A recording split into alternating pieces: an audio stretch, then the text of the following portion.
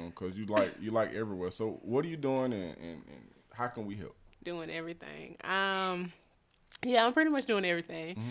But right now, the projects that I'm mostly focusing on is I have Breath of Life Daily. It's an online journal, and it's just an online journal to be uplifting and to motivate others. And right now on the site, we're doing a Valentine's Day giveaway, and it's sponsored by artheartatl.com. So what you do, if you would like to win art from Art Heart ATL, you go to their website and then you just look at the images they have and see which one you like the most. And just leave a comment on that image, and then you'll be able to win that image. On Valentine's Day, we're going to make the announcement on breathoflifedaily.com. So if you want to win, any kind of free art on Valentine's Day. So y'all just giving away art? Yes, we're giving away an art piece on Valentine's Day I thought y'all was that giving you away like. art, a man. Cause I'm single. I'm putting my name in the hat. Just a piece. And artheartatl.com, basically they take some of the local images that you will find from artists in the Atlanta area, like some graffiti that you may see around the city, and they print it. Like they do prints, and they have very nice Some stuff. of it is really good. They have very nice prints. So I'm doing that, and shout out to James and James LLC. They are sponsoring it. Missy and Jared, if y'all see them around. James and James, that's the couple that we Yes. met at the it was some type of it was forum. Yeah. Yeah, okay. Missy, they do artheartatl.com, and they also do artheartatl TV. So you might see them around Atlanta. And another project that I'm doing is really close to my heart. I'm here with my pastor, Jennifer Turner. She is the pastor of Tabernacle of Peace Ministries International. And we're trying to get that ministry back on track. We're meeting again in Stone Mountain on March 1st at Lions of Judah Event Center. So we have a GoFundMe campaign that we're doing for that to help raise the funds to get the church back on track. And she just has an amazing testimony, and we're working on this right now. I'll let her tell you all about her testimony and everything, but that's another one of the things that I'm working on that you'll see from me soon. Still trying to save the world. Awesome. I am. So you saw that post. Oh, yeah, without a doubt. So Pastor, tell us a tad bit about yourself and what it is that you're trying to get done in the community. I'm a pastor, but I'm also a professional coach. Okay. 2 years ago, we as a church went through some very difficult moments. Me and my daughter were involved in a very bad accident. Oh, man. That almost killed both of us. We rolled over. And in the process of that accident happening, I couldn't work, so I lost my house, and I was the main sponsor of the church. And because I lost my house, we couldn't maintain the house of God that God had given us. Okay. So we had a lot of things. The Lord instructed me to give everything to another church that could use the things. Awesome. In the process of losing my house, I became homeless, and I lived from state to state. I got sick. I think out of the accident, I ended up with a heart problem. It became so bad I couldn't walk. I couldn't do anything. So I've been sick for the last 1 year, maybe and a half, and the Lord healed me. I lost weight. I used to be big.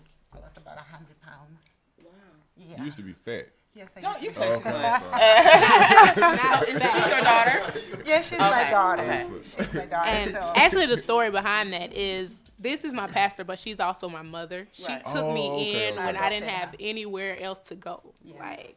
So it's really close to my heart. This project is, and Tabernacle Peace, the whole ministry is. So Yeah, so me going through what I went through, I was thinking as I was coming down, I think it's easy for people to help people who already have problems, but it's harder for people to help people who had something and then they'll lose it. But I think in reality, the people who had something and then lose it suffer more because they get rejected by their friends and they find out that all the people they helped really didn't care about them. One thing that was amazing when I was sick is that I had these friends that I had known before because I was very generous. I used to give, I used to bless a lot of ministries. And under 1 week, they kicked me out of their house. Wow. It was very amazing. It taught me something. I think when you get up there, you kind of forget what it feels like to start over. You forget the struggles. It's like being in a bubble. you forget the reality of life. But when you have everything and you lose it, the reality of life becomes real. And then you get to understand what people go through.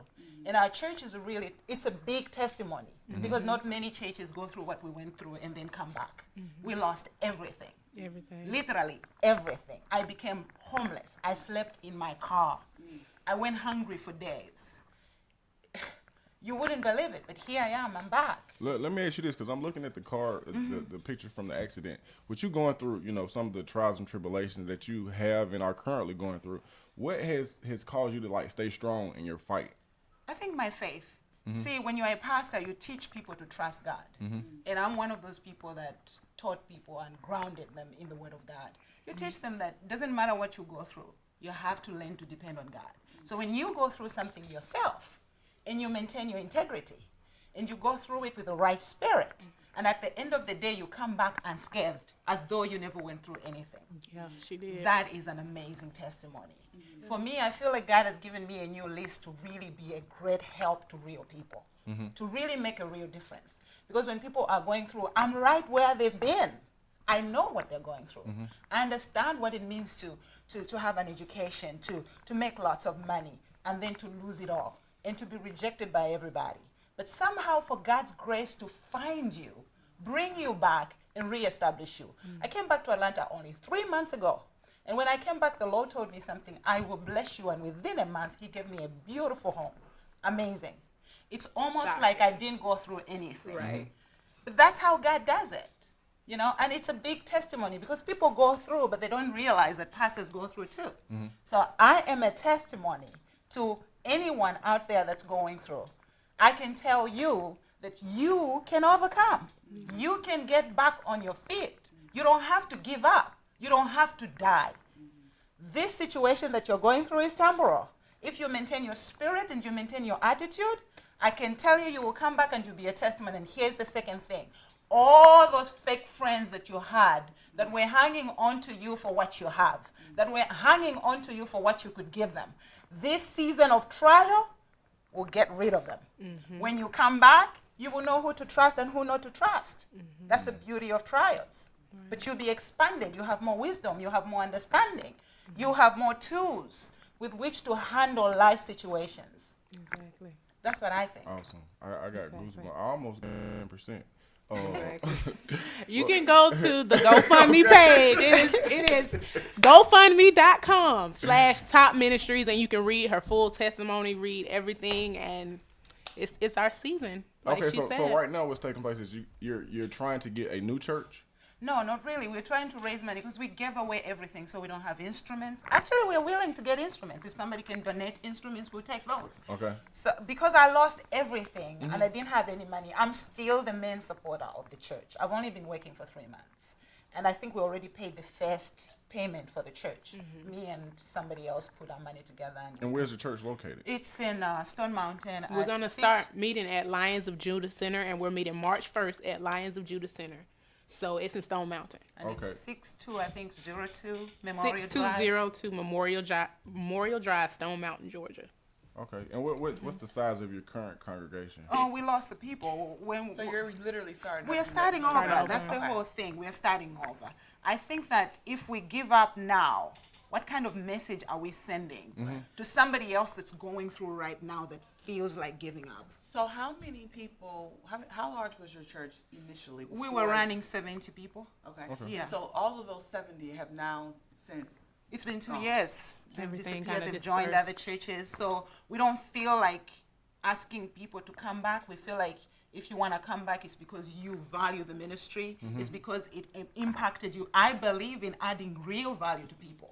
If you don't add value, there's no need to be in ministry. So if this ministry is valuable to you and it added something, it gave you tools and it helped you to become a stable human being, to find your balance, to find your center and be the kind of person that makes the difference in this world, then you come back. I don't think you should chase people down. I have a question. What was your life prior to this accident? You said that you had a very stable life. You were very successful. You had things. Yes. So did you have a lot of obstacles that you had to overcome prior to the accident? Yes, I did. I still had obstacles because, as you know, I'm from Africa.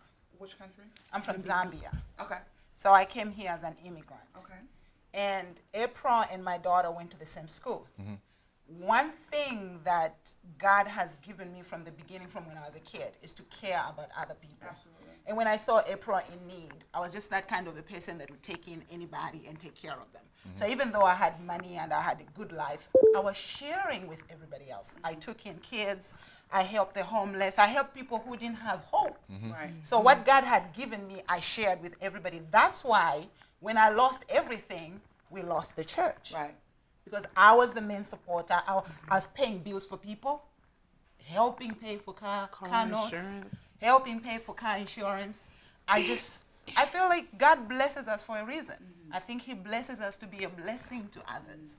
That's why it's so easy for me, because in the beginning it was really hard for me to ask for anything. Because I was the sender. I was the one helping. And that was my point of asking that. Exactly. Because I strongly believe that God takes you through a process of humbling. Yes. Humbling, depending on how Yes. where you're from and how you say it. Yes. But basically, because I also have never really been through anything tough. Like I've always had. I've always, so my thing is like lately I'm like, why, God, why, what you doing? You know what I mean? So it's a process of humbling you to really appreciate the things, the bigger blessings. So that was the reason why I asked, because I wanted to know, well, what was your life prior to the accident? Exactly. So once you get that close, and as you know, you get that close where your life is almost taken, Exactly. or your life is immensely changed. Yes, So yes. you look back like, wait a minute, like you kind of get to this place where you feel like people go through troubles because they don't work hard enough. There's this thing that happens to people when they prosper, when they find stability and they're making good money. It's like they get into this mindset where they forget how hard it was for them to come up. So unfortunately, when God blesses you too much, you get to this point where you start wondering why somebody else is going through hell. Why can't they get their life together? Right. What is wrong with them? Right. All they need is a job. I have friends that have not worked for the last 5 years, literally. 5 years they have not worked. The husband is not working, the wife is not working, and they are struggling. And you look at them and you wonder what's happening. But after having gone through it myself, I understand better. That's why I want to take my coaching and try to help people get the tools they need to get on with their lives. People just get stuck, and they don't know how to get out of it. They get stuck. When you talk about coaching, what kind of coaching specifically do you do? I'm a transformational coach. I'm also Certified. a corporate coach. I have done the neuroscience of change, understand how the mind, the brain, our actions and our choices, how they incorporate and work together. So I have the capacity to help somebody rearrange the way they think and learn how to trick their own brain and bypass its resistance to make real changes that will benefit them. But on the other side, I'm also a corporate coach. I help companies maximize their profits. I train their employees. I train in emotional intelligence. So I've trained in like 12, 13 different disciplines of coaching. Wow. Yeah. That statement, that phrase. Yeah. Okay. Emotional intelligence. Emotional Yes. intelligence, yes. We all have, Because it sounds like a contradiction in the statement. I know. We all have all sorts of IQs. But one thing we lack is emotional intelligence. So you find someone that's very educated, has a capacity to make money, has influence, but emotionally, they don't know how to handle their own emotions. So there is what's called emotional intelligence, where you can learn how to handle your emotions so that at the end of the day, you're making choices that benefit you. I.e. rejection, i.e. certain receptions. Okay, I understand that. A lot of things, agreements, so many different things that we do that we don't even realize. But also, coming up from when we are children, we pick up a lot of things. We pick up a lot of cues, and we pick up a lot of belief systems that we don't realize we have. Then when we get older and we're in a relationship, we find ourselves responding a certain way and not knowing why. So emotional intelligence teaches you how to understand that there are things you pick up, but they don't have to hold you down for the rest of your life. You can be in charge of your life. You don't have to give power to somebody else. You don't have to abdicate your throne. You can take charge of your life and your emotions regardless of what anybody else does. You should write a book. I am. Okay. Seriously, because I was talking to somebody about that, and I know like Valentine's Day is coming up, but like how have you like holidays, this is like somebody else telling me how to live my life. Like if I love you, if I appreciate you, then you know on a regular basis. Yeah. So you hear it first on Instinct Radio. I won't be buying any Valentine's gifts. Scandal. Because of emotional intelligence. Like how people sabotage relationships. No, but people sabotage their own relationships. Yeah. You are in love with someone. They care about you. They love you. They do something really little. Nothing to write home about. But because you have insecurities that you haven't dealt with, you go off on a tangent. You don't know how to deal with what's bothering you, so you attack somebody else. You attack the person you love because they are the easiest to attack. Well, that's the general. You can say that about the whole human race. Exactly. You know what But I mean? that attack was never meant to be an attack. It's a mismanagement of your own emotions. So if you don't have emotional intelligence and your girlfriend doesn't have emotional intelligence, you are in big trouble. But for the most part, nobody does. Because when I think about Christmas, and I won't venture off in the left field, but when I think about the origin of Christmas, and a lot of people really don't know, and I think about, the impact that Christmas has on the economy as a whole. Like, I have children. My children know that I care for them because I wake them up and I feed them breakfast every day. You know what I'm saying? I have to go buy you stuff that you're not going to use with money I don't have to impress people I don't know. And that's why people need to be taught, because that's feeding into the mob mentality. It's the idea of the tradition is that Christmas time is supposed to be for gifts. Even though I'm coming to your church. You seriously. But I don't know if I agree with that. I think that I understand what you're saying, spending money for people, but I think also you should take on the sense of giving. In my household, Christmas is about giving. If we bring, if outside of any time out of the year, if we can't afford anybody else, we're gonna make sure we spend time, with Thanksgiving and Christmas to give and provide and extras and abundance and things. Christmas around, I break up with you if you don't do Christmas. I break up. That's you. Holidays, birthdays, St. Patrick's Day, Cinco de Mayo. What? Mexican on Cinco de Mayo. I'm Irish on St. Patrick's Day. Okay, and the reason is because I enjoy the celebration.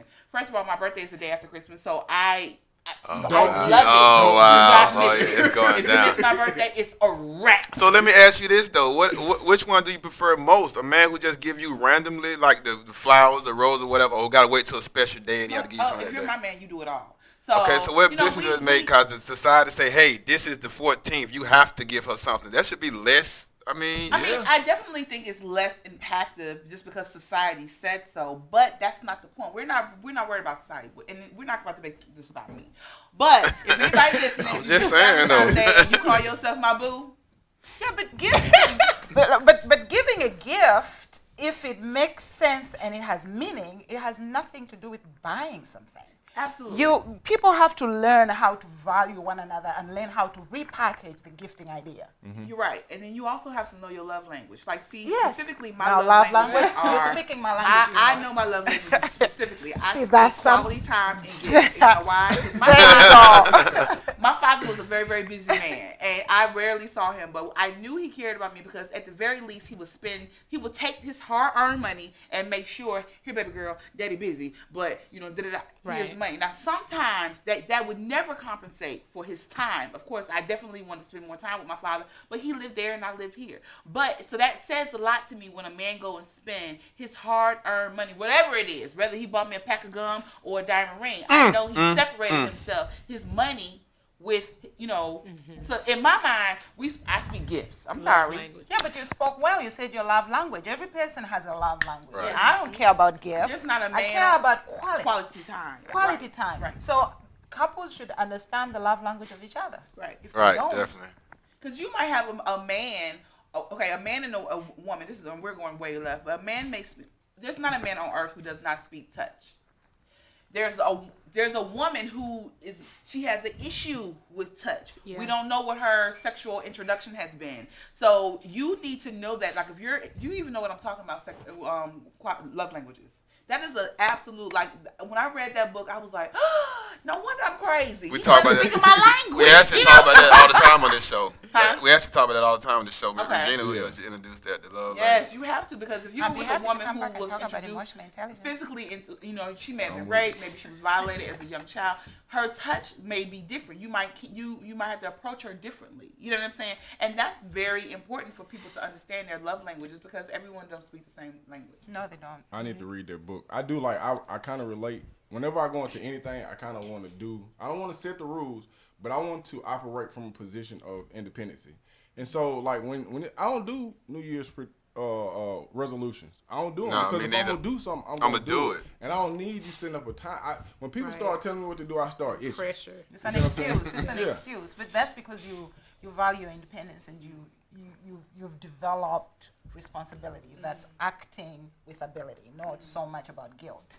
But how do you get, when you're interacting with other people, how do you get them to embrace their emotional intelligence? See how emotional intelligence? You really can't get anybody to embrace their emotional intelligence, but you can make them aware. There's a difference between trying to get something to do something.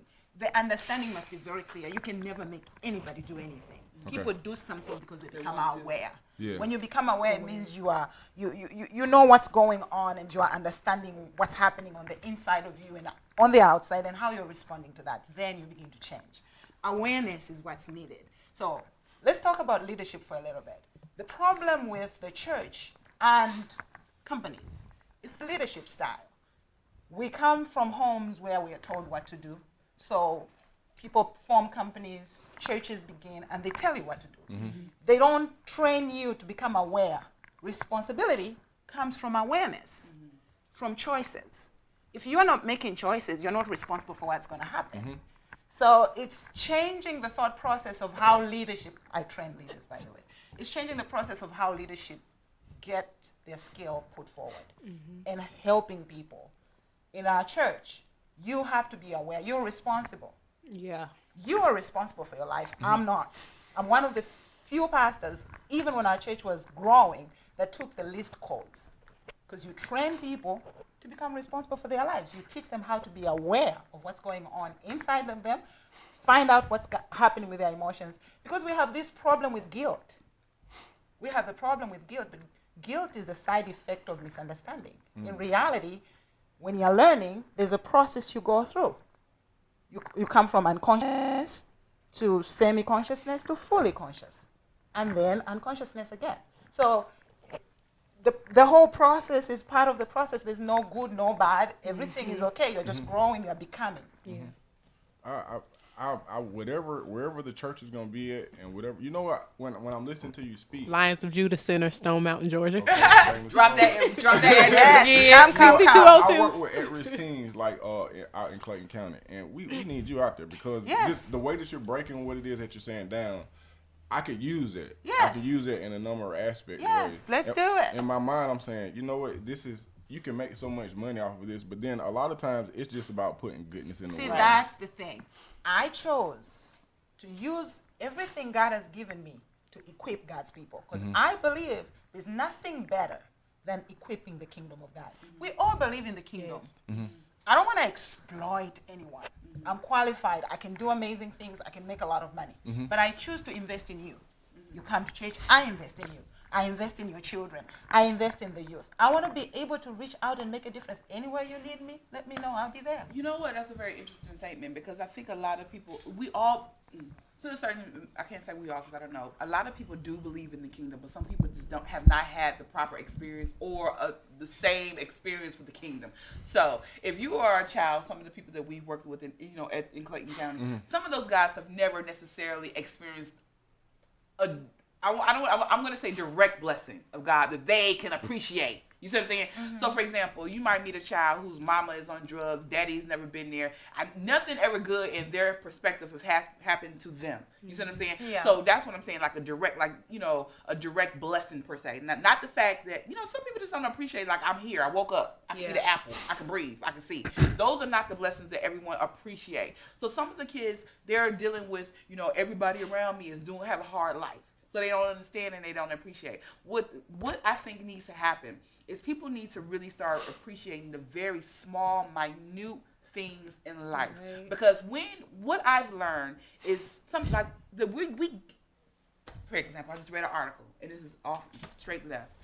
In Venezuela, there's a shortage on birth control and condoms. Something as basic as condoms they can't get. But we wake up with abundance of things. Like, they don't have bread, they don't have rice. They're standing in line for hours for just toilet paper. And I'm like, I didn't understand that. And my mom was like, well, let me break it down.